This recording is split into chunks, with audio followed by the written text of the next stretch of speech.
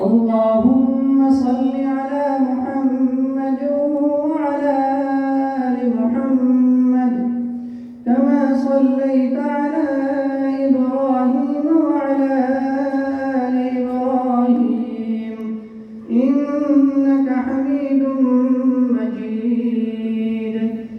اللهم بارك على محمد وعلى آل محمد كما باركت على إبراهيم وعلى آل إبراهيم إنك حميد مجيد.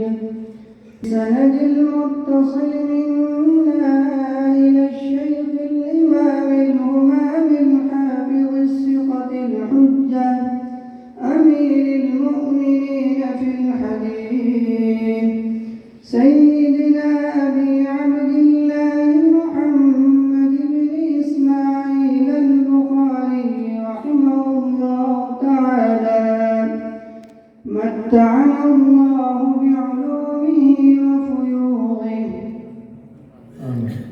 باب قول الله ونضع الموازين القسط ليوم القيامة وأن أعمال بني آدم وقولهم يوزن.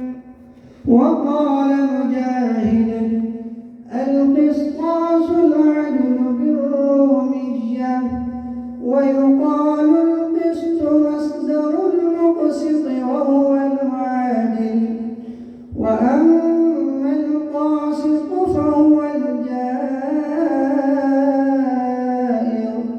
به قال حدثنا أحمد بن